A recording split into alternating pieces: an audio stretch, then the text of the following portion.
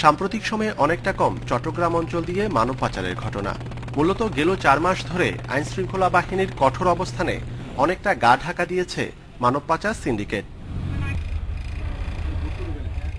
তবে মানব পাচারের ব্যবসা যখন রমরমা ছিল, তখন দালালরা ছড়িয়ে পড়ে সারা দেশেই।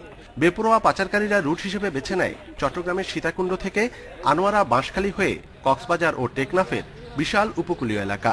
বিশেষজ্ঞরা বলছেন, এখন গা ঢাকা দিলেও যে কোনো সময় আবারও শুরু হতে পারে সাগর পথে এই মরণযাত্রা।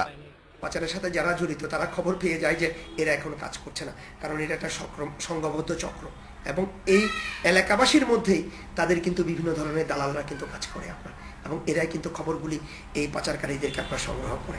তবে পুলিশ বলছে, মানব পাচার প্রতিরোধে উপকূলে ইউনিয়ন ভিত্তিক কাজ শুরু করেছে তারা।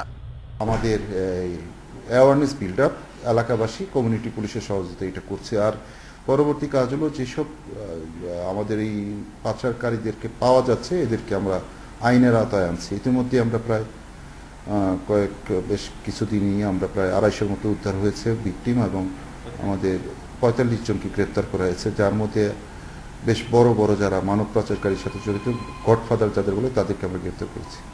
সচেতনতা কার্যক্রমে ইতোমধ্যে সুফল মিলছে বলে পুলিশ দাবি করলেও দীর্ঘমেয়াদী পরিকল্পনায় আরও জোর দেওয়ার পরামর্শ বিশেষজ্ঞদের। সামাজিক সচেতনতা খুব ইম্পর্টেন্ট, সেটা আপনার স্থানীয় সরকারের মাধ্যমে হতে হবে, এবং সেটা আপনার অবশ্যই এটাকে আপনার রেগুলারলি আপনার মনিটরিং করতে হবে, এবং এটার ফলো আপগুলি অবশ্যই সরকারের কাছে এটার খবর নিতে হবে।